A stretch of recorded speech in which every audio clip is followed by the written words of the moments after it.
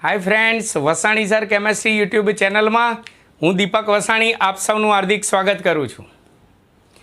मित्रों, छेल्ला video lecture में आपणे आर्हेनियसना समीकरण परथी सक्रियकरण ऊर्जा E शोधवानी रीतो भण्या था।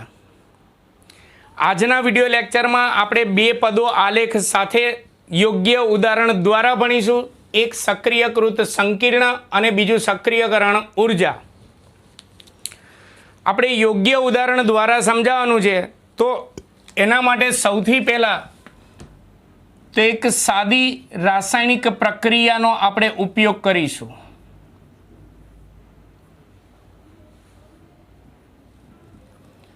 જેમાં હાઇડ્રોજન H2 અને આયોડિન I2 વચ્ચે રાસાયણિક પ્રક્રિયા થઈ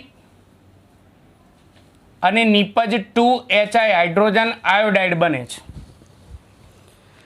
આપણે આ પ્રક્રિયા દ્વારા સક્રિયકૃત સંકીર્ણ કોને કહેવાય અને સક્રિયકરણ ઊર્જા કોને કહેવાય આ બંને પદો આપણા માઇન્ડમાં ક્લિયર કરીશું।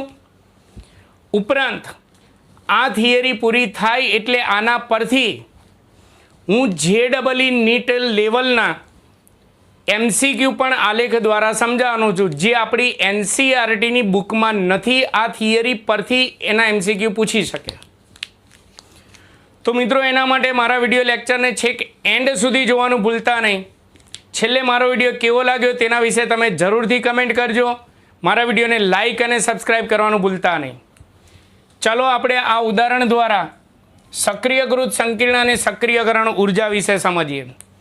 સૌથી પહેલા તો આપણે આ જે ઉદાહરણ લીધું છે ઉષ્માક્ષેપક પ્રક્રિયા છે।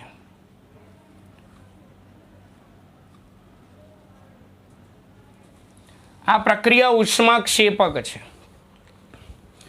હવે આ પ્રક્રિયા આ રીતે ઉષ્મા શોષકમાં પણ આ જ રીતે બને, માત્ર આલેખ બદલાય એટલે જ આ થિયરી પૂરી થાય। એટલે હું તમને ઉષ્મા શોષક અને ઉષ્માક્ષેપક બંનેના આલેખ દોરીને સમજાવીશ।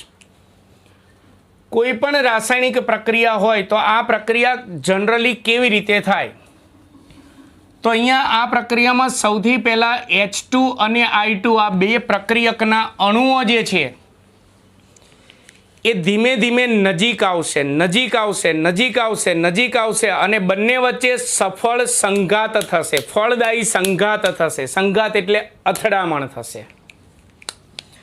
एटले सौथी पहला અહીં પ્રક્રિયકો H2 અને I2 ના અણુઓ વચ્ચે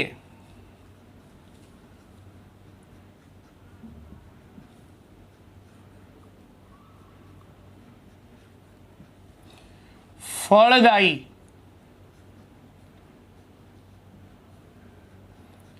અથડામણ એટલે કે સંઘાત થાય છે।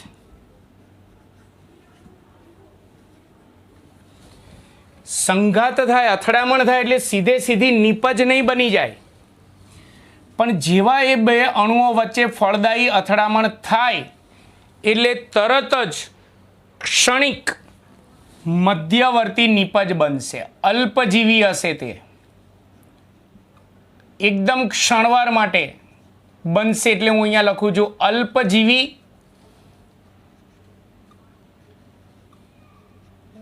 મધ્યવર્તી નિપજ બનશે,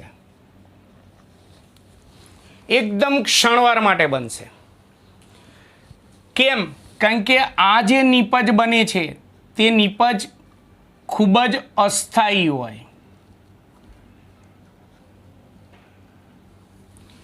અસ્થાયી હોય એટલે તેમાં રહેલા બંધ ખૂબ જ ઝડપથી તૂટી જશે અને તેમાં રહેલા બંધ તૂટી જશે, જેથી એ મધ્યવર્તી નિપજમાંથી મધ્યવર્તી જે નિપજ મળી એમાંથી આપણને છેલ્લે હાઇડ્રોજન આયોડાઇડ મળે, હાઇડ્રોજન આયોડાઇડ બનશે।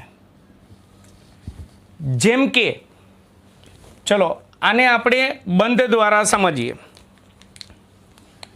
पहला H2 છે એટલે એમાં H સિંગલ બોન્ડ H હોય વત્તા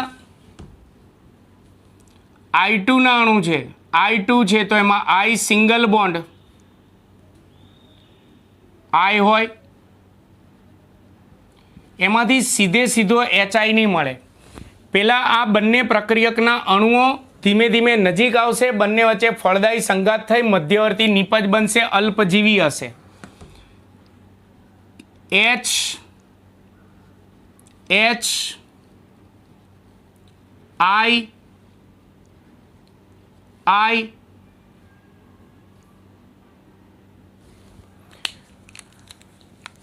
અને અહીંયા આ બોન્ડ જે છે એને હું એકદમ ત્રુટક રેખા વડે દર્શાવું છું. આ મધ્યવર્તી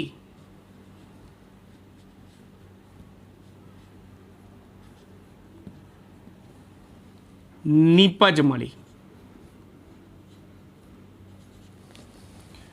આ નિપજ અસ્થાયી હોય એટલે ખૂબ જ ઝડપથી તે તૂટી જશે અને તેમાંથી નિપજ બનશે 2HI બનવું જોઈએ, એટલે અહીંયાથી તૂટશે, અહીંયાથી પણ તૂટશે. ટૂંકમાં આ બંધ નિર્બળ બનશે ને આ બંધ પ્રબળ બનશે. એટલે આપણને નિપજ તરીકે, સોરી હું એક સરખા કલરની પેન વાપરું, H સિંગલ બોન્ડ I નો એક અણુ વત્તા અહીંયાથી H સિંગલ બોન્ડ I નો બીજો અણુ એટલે 2HI બની ગયો. એટલે સામાન્ય રીતે ઉષ્માક્ષેપક પ્રક્રિયા હોય કે ઉષ્મા શોષક પ્રક્રિયા હોય, આ રીતે પ્રક્રિયકના અણુમાંથી નિપજ બને. ચલો હવે અહીંયા પ્રક્રિયકના અણુઓ વચ્ચે ફળદાયી સંઘાત થઈ જે અલ્પજીવી મધ્યવર્તી નિપજ મળે, આ મધ્યવર્તી નિપજને સક્રિયકૃત સંકીર્ણ કહે છે. સક્રિયકૃત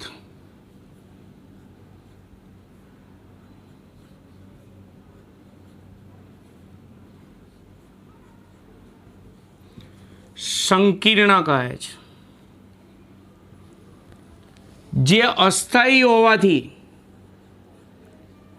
તે ક્ષણિક બને છે, એટલે કે તે અલ્પજીવી હોય છે. તરત જ આ સક્રિયકૃત સંકીર્ણ તૂટીને નિપજ બને છે.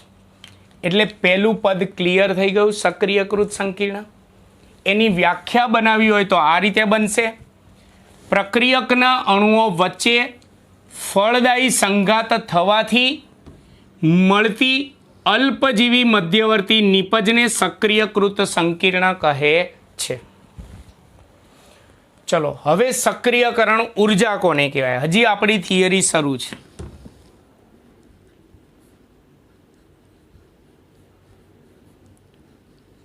સક્રિયકરણ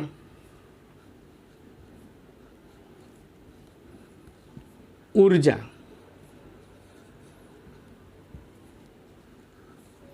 અત્યાર સુધી મેં સક્રિયકૃત સંકીર્ણ સમજાવ્યું અને ઉષ્મા શોષક હોય કે ઉષ્માક્ષેપક હોય પ્રક્રિયા કેવી રીતે થાય એ સમજાવ્યું. હવે સક્રિયકરણ ઉર્જા કોને કહેવાય એના સૂત્રો તો આગળની થિયરીમાં આવી ગયો શોધવા માટેનું. તો અહીંયા પ્રક્રિયકના અણુઓ પાસે જો એમાંથી આ સક્રિયકૃત સંકીર્ણ બનાવ હોય તો આની પાસે અમુક ઉર્જા હોવી જોઈએ. ઉર્જા ના હોય તો નજીક આવીને ફળદાયી સંઘાત કેવી રીતે થાય? અમુક ચોક્કસ મૂલ્યની ઉર્જા હોવી જોઈએ તો જ એ ફળદાયી સંઘાત કરે, તો જ એમાંથી સક્રિયકૃત સંકીર્ણ બને. તો એનો અર્થ એવો થયો કે સક્રિયકૃત સંકીર્ણ મેળવવા માટે પ્રક્રિયકના અણુઓ પાસે રહેલી જરૂરી ઉર્જાને સક્રિયકરણ ઉર્જા કહે છે. ફરીવાર બોલું છું, સક્રિયકૃત સંકીર્ણ, હું અહીંયા ટૂંકમાં લખું છું, સક્રિયકૃત સંકીર્ણ મેળવવા માટે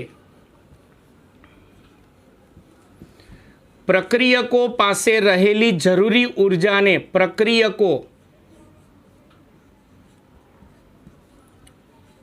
પાસે રહેલી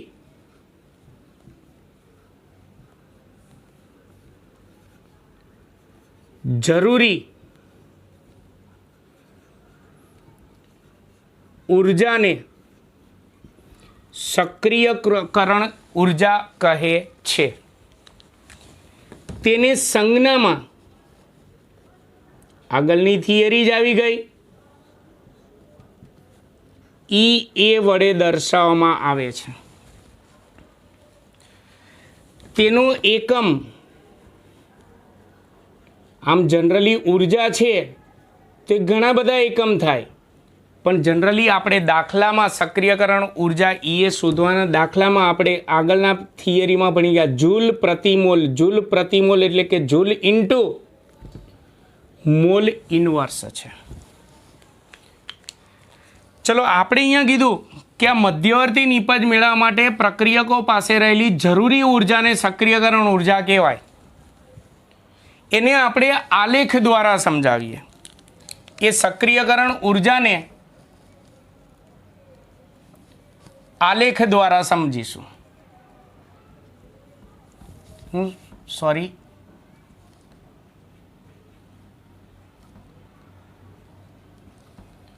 હું આ આલેખ પણ થોડો ડીપમાં સમજાવીશ. બીજું કહી દઉં, અત્યારે આપણે આ થિયરીમાં ઉષ્માક્ષેપક પ્રક્રિયાનું ઉદાહરણ લીધું છે. જો ઉષ્મા શોષક પ્રક્રિયા હોય તો આલેખ અલગ હશે, ઉષ્માક્ષેપક પ્રક્રિયા હોય તો આલેખ અલગ હશે. અત્યારે આપણે ઉષ્માક્ષેપકનું ઉદાહરણ છે તો એ મુજબ હું આલેખ દોરીશ. એટલે આ થિયરી પૂરી થઈ જાય પછી હું ઉષ્મા શોષક અને ઉષ્માક્ષેપક પ્રક્રિયા બંનેના આલેખ પણ સમજાવવાનો JEE નીટ માટે. ચલો એના માટે આપણે શું કરવાનું, તો સક્રિયકરણ ઉર્જા એટલે આપણે કહી દીધું કે આ મેળવવા માટે આની પાસે રહેલી જરૂરી ઉર્જા, પણ એને આલેખ દ્વારા સમજવું હોય તો એના માટે આપણે સ્થિતિજ ઉર્જા વિરુદ્ધ પ્રક્રિયા અક્ષનો આલેખ દોરવો પડે. સ્થિતિજ ઉર્જા વિરુદ્ધ પ્રક્રિયા અક્ષ.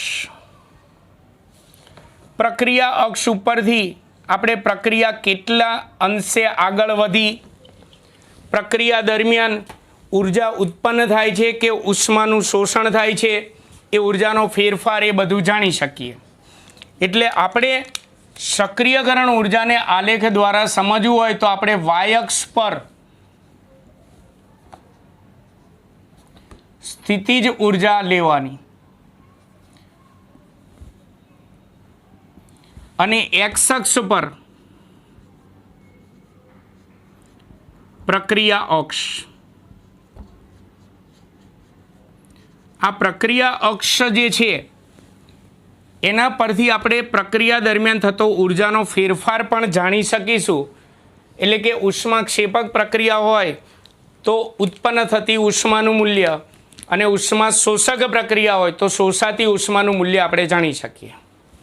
ચલો જોઈએ, હવે મેં પ્રક્રિયા કેવી રીતે થાય મેં તમને અહીંયા સમજાવ્યું, એને થોડું ડીપમાં અહીંયા સમજીશું.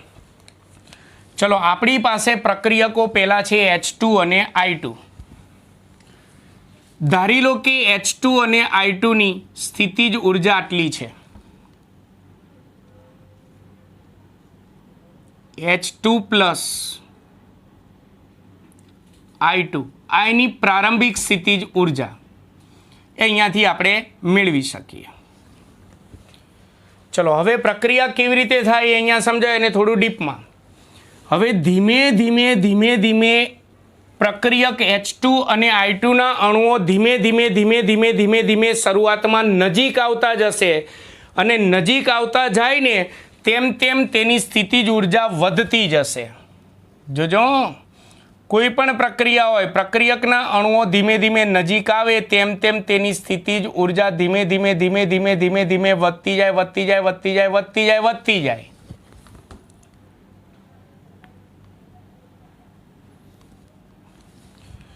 જેવા એ અથડામણ અનુભવીને સક્રિયકૃત સંકીર્ણ બનાવે એટલે ત્યારે સ્થિતિજ ઉર્જા મહત્તમ બની જાય. હવે વધશે નહીં.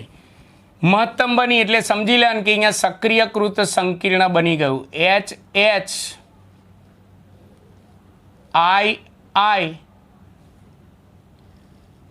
સક્રિયકૃત સંકીર્ણ બની. હવે સક્રિયકૃત સંકીર્ણ જે છે એ અલ્પજીવી હોય, અસ્થાયી હોય, એટલે તરત જ તૂટીને એમાંથી શું બને? નિપજ. એમાંથી નિપજ બન્યા પછી એ નિપજના અણુઓ જેમ જેમ એકબીજાથી દૂર જતા જાય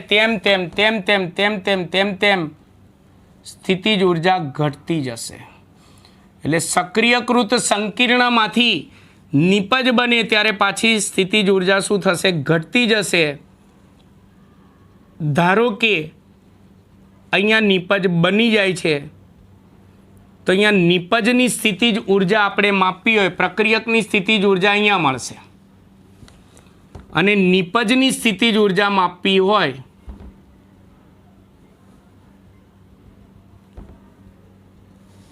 તો આપણને અહીંયા મળશે. ક્લિયર? બીજું મેં તમને હમણાં કીધું હતું કે પ્રક્રિયા અક્ષ જે છે, આ પ્રક્રિયા અક્ષ પરથી ઉર્જાનો ફેરફાર જાણી શકાય છે. ઉર્જાનો ફેરફાર, જેને એન્થાલ્પી ફેરફાર પણ કહેવાય, ડેલ્ટા એચ, જાણી શકાય છે. કેવી રીતે? તો એ પણ કહી દઉં તમને. પ્રક્રિયકોની સ્થિતિજ ઉર્જા જે છે, પ્રક્રિયકોની સ્થિતિજ ઉર્જા અહીંયા મળી ગઈ. ચલો ધારો કે અત્યારે સમજણ પડે એટલા માટે હું અહીંયા આંકડાકીય રીતે કહું. ધારો કે પ્રક્રિયકોની સ્થિતિજ ઉર્જા 10 જૂલ પ્રતિ મોલ છે. અહીંયા નિપજ બની, નિપજની સ્થિતિજ ઉર્જા ધારો કે 5 જૂલ ઇન્ટુ મોલ ઇનવર્સ. તો તમે આ 10માંથી 5 બાદ કરો તો કેટલા મળશે? 10 - 5 બરાબર 5 જૂલ પ્રતિ મોલ મળશે. તો આટલી ઉષ્માનો અહીંયા ફેરફાર થાય, જેને આપણે ડેલ્ટા એચ કહીશું. આ ઉષ્માક્ષેપક પ્રક્રિયા છે એટલે આટલી ઉષ્મા ઉત્પન્ન થશે. એટલે આપણે કીધું કે પ્રક્રિયા અક્ષ પરથી ઉર્જાનો ફેરફાર ડેલ્ટા એચ જાણી શકાય. એના માટે શું કરવાનું? તો પ્રક્રિયકની સ્થિતિજ ઉર્જા અને નિપજની સ્થિતિજ ઉર્જાનો શું કરવાનો? તફાવત. ચલો હવે મેઇન આવીએ સક્રિયકરણ ઉર્જા. એટલે હજી ફરી એકવાર ટૂંકમાં આલેખ સમજાવી દઉં. સૌ પ્રથમ પ્રક્રિયકો અને નિપજોની સ્થિતિજ ઉર્જા આટલી છે. ધીમે ધીમે પ્રક્રિયકના અણુઓ નજીક આવતા જાય તેમ સ્થિતિ ઉર્જા વધતી જશે. જેવા અથડાઈને સક્રિયકૃત સંકીર્ણ બને એટલે સ્થિતિ ઉર્જા મહત્તમ થઈ જશે. સક્રિયકૃત સંકીર્ણ અસ્થાયી હોય એટલે તરત જ એ તૂટીને નિપજ બનાવે, એટલે એમાંથી જ્યારે નિપજ બને ત્યારે પાછી સ્થિતિજ ઉર્જા ઘટશે. અને આ સક્રિયકૃત સંકીર્ણમાંથી જ્યારે નિપજ બને ત્યારે આપણે આ ઉર્જાનો ફેરફાર નક્કી કરી શકીએ. એ ઉર્જાના ફેરફાર પરથી આપણે નક્કી કરી શકીએ કે આપણી પ્રક્રિયા ઉષ્માક્ષેપક છે કે ઉષ્મા શોષક છે. એ હમણાં આના પછી હું JEE નીટના જે પ્રશ્નો ચલાવું, આપણી ચોપડીમાં નથી, એ ચલાવું એની અંદર ખ્યાલ આવશે. હવે મેઇન સક્રિયકરણ ઉર્જા.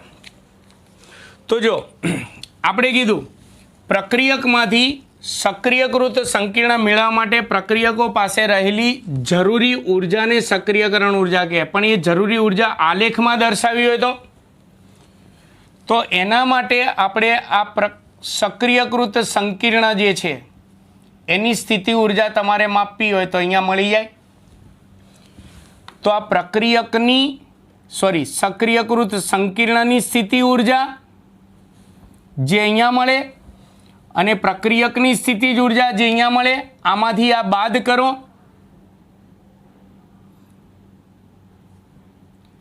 એને સક્રિયકરણ ઉર્જા EA કહેવાય. એટલે ટૂંકમાં પ્રક્રિયકમાંથી સક્રિયકરણ ઉર્જા મેળવવા માટે પ્રક્રિયક પાસે જરૂરી ઉર્જા કેટલી હોવી જોઈએ? તો મહત્તમ સ્થિતિ ઉર્જામાંથી આ પ્રારંભિક સ્થિતિ ઉર્જા બાદ કરી નાખવાની. ધારો કે અહીંયા 15 છે અને અહીંયા 5 છે, તો 15 - 5 એટલે 10.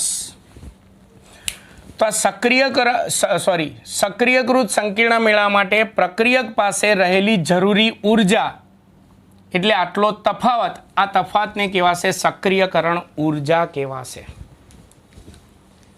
ક્લિયર છે? તો આ મધ્યવર્તી નિપજ બને જે અસ્થાયી હોય, અલ્પજીવી હોય તેને સક્રિયકૃત સંકીર્ણ કહેવાય. બીજું, આ સક્રિયકૃત સંકીર્ણ મેળવવા માટે પ્રક્રિયક પાસે જરૂરી જેટલી ઉર્જા જે હોય એ ઉર્જાને સક્રિયકરણ ઉર્જા એ કહેવાય. બીજું, પ્રક્રિયા દરમિયાન સૌથી પહેલાં પ્રક્રિયકના અણુઓ નજીક આવે તેમ તેમ સ્થિતિ ઉર્જા વધે. સક્રિયકૃત સંકીર્ણ બને, અથડાઈને સક્રિયકૃત સંકીર્ણ બને ત્યારે મહત્તમ થાય. સક્રિયકૃત સંકીર્ણ તૂટીને નિપજ બને એટલે પાછી સ્થિતિ ઉર્જા ઘટે. અને આ પ્રક્રિયકોની સ્થિતિ ઉર્જા અને નિપજોની સ્થિતિ ઉર્જા જે હોય એના પરથી આપણે ઉર્જાનો ફેરફાર જાણી શકીએ. એટલે કે પ્રક્રિયા અક્ષ પરથી ઉર્જાનો ફેરફાર આપણે જાણી શકીએ. તો મિત્રો, આ થયું સક્રિયકૃત સંકીર્ણ અને સક્રિયકરણ ઉર્જા કોને કહેવાય તે સમજાવ્યું. આ થિયરી અહીંયા પૂરી. હવે JEE નીટ માટે આ જે આલેખ આપણે દોર્યો એ ઉષ્માક્ષેપક પ્રક્રિયા માટે દોરેલો છે. ઉષ્માક્ષેપક પ્રક્રિયા અને ઉષ્મા શોષક પ્રક્રિયા માટે આલેખ અલગ અલગ હોય. તો ઉષ્મા શોષક પ્રક્રિયા માટે આલેખ કેવો હોય, ઉષ્માક્ષેપક પ્રક્રિયા માટે આલેખ કેવો હોય, બંનેમાં પ્રક્રિયકોને નિપજોની સ્થિતિ ઉર્જામાં શું ફરક હોય, બંનેમાં ડેલ્ટા એચ કેવી રીતે મેળવાય, એ બધું આપણે JEE નીટમાં આવે છે, આપણી ચોપડીમાં નથી. તો આપણે એ પણ સાથે સાથે ચલાવીશ. મિત્રો, મારા બધા વિડીયો લેક્ચરનો અભ્યાસ કરશો તો સાથે સાથે હું ગુજકેટ JEE નીટ સહિતનું બધું જ હું સાથે સાથે ચલાવી દેતો હોઉં છું. એટલે મારા વિડીયો લેક્ચરને છેક એન્ડ સુધી જોવાનું ભૂલતા નહીં. ચલો, હવે JEE નીટ માટે ગુજકેટમાં પણ પૂછાય. એટલે એવું નહીં વિચારવાનું કે ચોપડીમાં નથી તો થોડું પૂછાય, પણ આપણે હમણાં ભણ્યા ને એના ઉપરથી જ છે.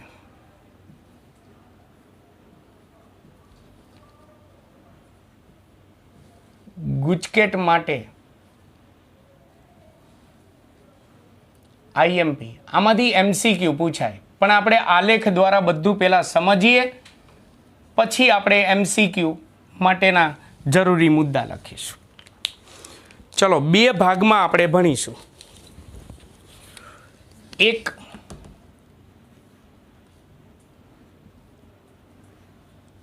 ઉષ્મા શોષક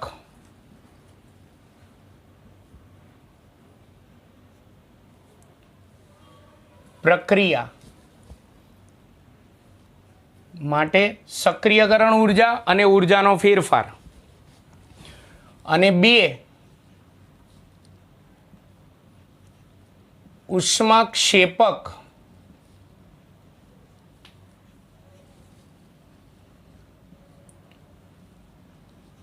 પ્રક્રિયા માટે સક્રિયકરણ ઉર્જા અને ઉર્જાનો ફેરફાર ડેલ્ટા એચ. ચલો, બંને માટે આપણે સૌથી પહેલા તો સ્થિતિ ઉર્જા વિરુદ્ધ પ્રક્રિયા અક્ષનો આલેખ દોરીએ. આલેખ દોરવાનું છે, થોડી ધીરજ રાખવાની.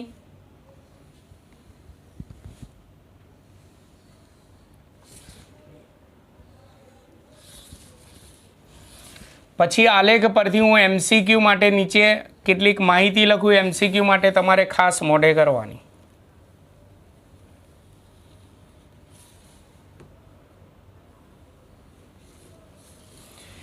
એ જ રીતે ઉષ્માક્ષેપક પ્રક્રિયાઓ માટે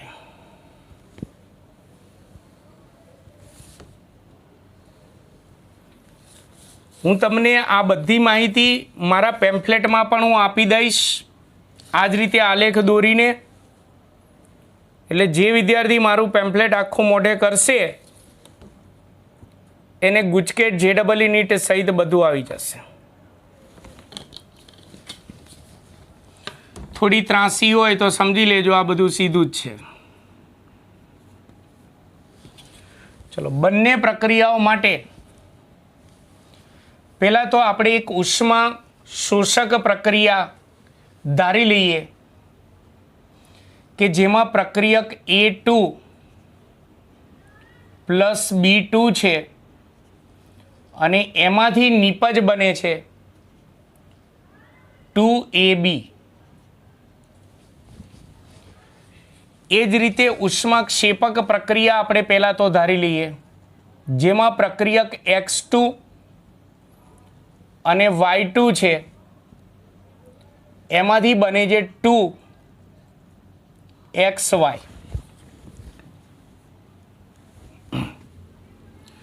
ચલો હવે Y અક્ષ ઉપર સ્થિતિજ ઉર્જાના મૂલ્યો લેવાના। પ્રક્રિયા અક્ષ પરથી આપણે ઉત્પન્ન થતી કે શોષાતી ઉર્જા એટલે ઉર્જાનો ફેરફાર ડેલ્ટા H નક્કી કરીશું। એ જ રીતે અહીંયા પણ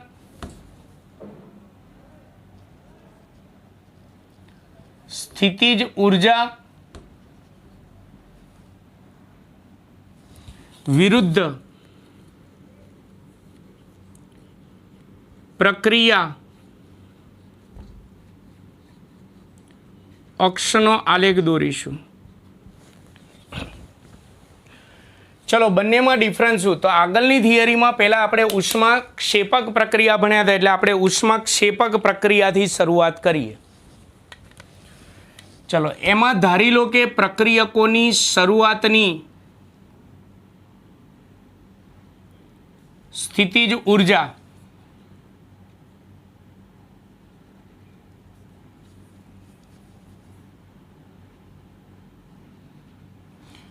આટલી છે, અહીંયા માપી લેવાની X2 પ્લસ Y2।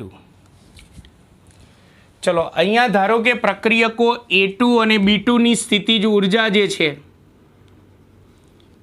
અહીંયા માપી લેવાની A2 પ્લસ B2। હવે જોજો બંને સાથે સમજાવું છું। ઉષ્માક્ષેપક પ્રક્રિયા હોય કે ઉષ્મા શોષક પ્રક્રિયા હોય, પહેલો તબક્કો સરખો હોય, એમાં પ્રક્રિયકના અણુઓ ધીમે ધીમે ધીમે ધીમે નજીક આવતા જાય, તેમ તેમ તેની સ્થિતિજ ઉર્જા વધતી જાય। એટલે આમાં X2 અને Y2ના અણુઓ જેમ જેમ નજીક આવતા જાય તેમ તેમ તેની સ્થિતિજ ઉર્જા વધે વધે વધે વધે વધે વધે વધે વધે વધે વધે વધે વધે। એ જ રીતે અહીંયા પ્રક્રિયકો A2 અને B2ના અણુઓ જેમ જેમ નજીક આવતા જાય તેમ તેમ તેની સ્થિતિજ ઉર્જા વધતી જાય। ચલો ત્યાર પછી અણુઓ પ્રક્રિયકના અણુઓ વચ્ચે ફળદાયી સંઘાત થઈ અને અલ્પજીવી સક્રિયકૃત સંકીર્ણ બને, ત્યારે બંનેમાં સ્થિતિજ ઉર્જા મહત્તમ થઈ જશે। ચલો ધારો કે X2 અને Y2ના અણુઓ વચ્ચે ફળદાયી સંઘાત થઈ અને સક્રિયકૃત સંકીર્ણ બની ગયું, એટલે અહીંયા એની સ્થિતિજ ઉર્જા જે છે એ મહત્તમ બની ગઈ। હવે આમાં વધારો થશે નહીં। ચલો એ સક્રિયકૃત સંકીર્ણ અહીંયા લખું X bond X, Y bond Y અને બોન્ડ। ચલો એ રીતે અહીંયા ધારો કે અથડામણ થઈ, સક્રિયકૃત સંકીર્ણ બની ગયું, ત્યારે તેની સ્થિતિજ ઉર્જા જે છે એ મહત્તમ થઈ જશે, પછી વધશે નહીં। ધારો કે અહીંયા સક્રિયકૃત સંકીર્ણ લખું A bond A, B bond B, dash dash dash. ચલો આટલે સુધી બંનેમાં કોમન કે પ્રક્રિયકના અણુઓ નજીક આવે તેમ સ્થિતિજ ઉર્જા વધતી જાય। ફળદાયી સંઘાત થઈ સક્રિયકૃત સંકીર્ણ બને એટલે સ્થિતિજ ઉર્જા મહત્તમ થઈ જાય। હવે આ સક્રિયકૃત સંકીર્ણ અસ્થાયી હોય એટલે તરત જ તૂટીને એમાંથી નિપજ બને, પણ જો ઉષ્માક્ષેપક પ્રક્રિયા હોય તો આમાંથી જે નિપજ બને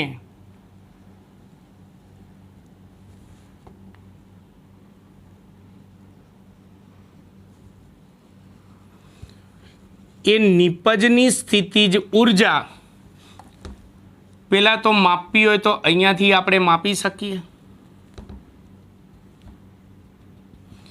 એ નિપજની સ્થિતિજ ઉર્જા પ્રક્રિયકોની સ્થિતિજ ઉર્જા કરતાં ઓછી હોય અને અહીંયા સક્રિયકૃત સંકીર્ણમાંથી નિપજ બને. પણ જો એ પ્રક્રિયા ઉષ્મા શોષક હોય તો જે નિપજ બને, ધારો કે અહીંયા નિપજ બની 2AB, તો ઉષ્મા શોષક પ્રક્રિયા હોય તો તમે જુઓ એની સ્થિતિજ ઉર્જા અહીંયા મેળવો તો નિપજોની સ્થિતિજ ઉર્જા એ પ્રક્રિયકોની સ્થિતિજ ઉર્જા કરતાં કેવી હોય? વધારે.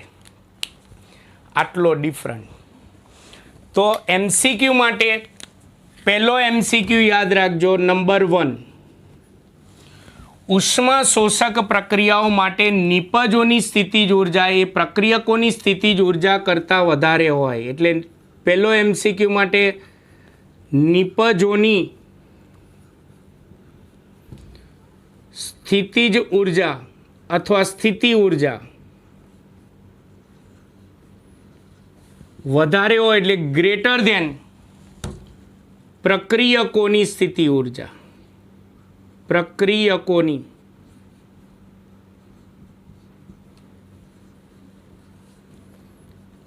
સ્થિતિ ઉર્જા એટલે MCQ માટે યાદ રાખજો, ઉષ્મા શોષક પ્રક્રિયા માટે નિપજોની સ્થિતિ ઉર્જા વધારે હોય, પ્રક્રિયકોની સ્થિતિજ ઉર્જા ઓછી હોય. અને આની અંદર નંબર 1, ઉષ્માક્ષેપક પ્રક્રિયા માટે નિપજોની સ્થિતિજ ઉર્જા એ પ્રક્રિયકોની સ્થિતિજ ઉર્જા કરતાં ઓછી હોય. નિપજોની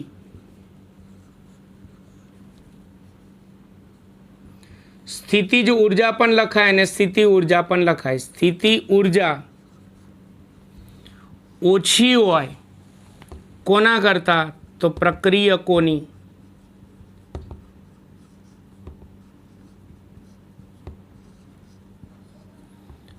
સ્થિતિ ઉર્જા. આ પહેલો MCQ.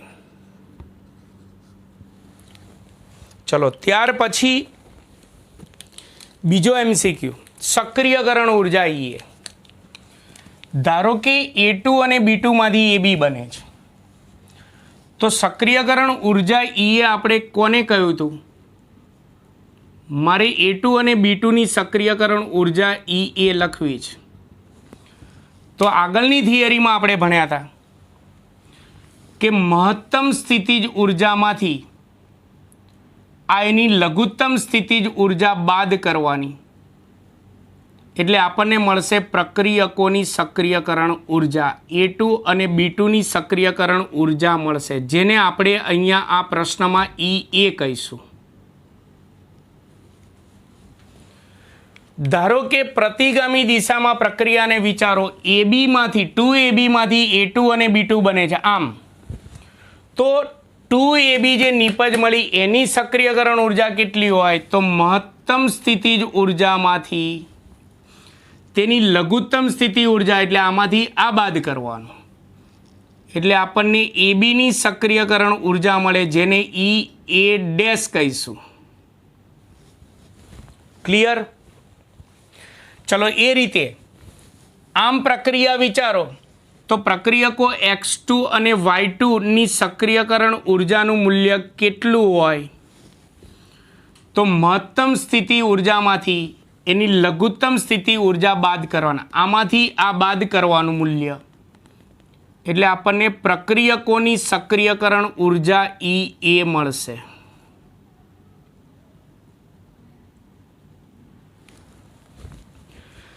અને આપણે ઉલટી દિશામાં પ્રતિગામી દિશામાં વિચારો, 2XY માંથી X2 અને Y2 બને છે તો પ્રતિગામી દિશામાં વિચારે તો XYની સક્રિયકરણ ઉર્જા કેટલી હોય? તો મહત્તમ સ્થિતિ ઉર્જામાંથી એની લઘુત્તમ સ્થિતિ ઉર્જા બાદ કરવાની એટલે આ મૂલ્યમાંથી આ મૂલ્ય બાદ કરવાનું. એ નિપજોની સક્રિયકરણ ઉર્જા જે છે એને આપણે E' કહીશું. EA'. ક્લિયર છે? એટલે સેકન્ડ મુદ્દો MCQ માટે, ઉષ્મા શોષક પ્રક્રિયા હોય તો પ્રક્રિયકોની સક્રિયકરણ ઉર્જા EA એ નિપજોની સક્રિયકરણ ઉર્જા E' કરતાં વધારે હોય. એટલે યાદ રાખજો, અથવા ચલો શબ્દોમાં લખું, પ્રક્રિયકો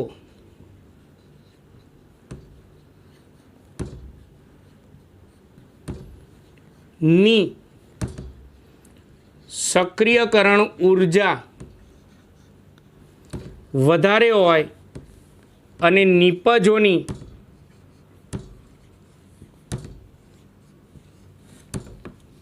સક્રિયકરણ ઉર્જા ઓછી હોય, એટલે ટૂંકમાં કૌંસમાં લખીએ તો EA ગ્રેટર ધેન E' હોય. આના કરતાં ઉલટું થયું. જો સ્થિતિજ ઉર્જા નિપજોની વધારે છે અને સક્રિયકરણ ઉર્જા પ્રક્રિયકોની વધારે છે. ચલો એ રીતે આની અંદર MCQ માટે પ્રક્રિયકોની સક્રિયકરણ ઉર્જા ઓછી અને નિપજોની સક્રિયકરણ ઉર્જા વધારે. પ્રક્રિયકોની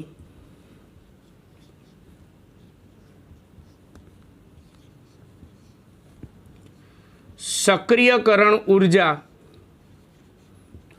ઓછી અને નિપજોની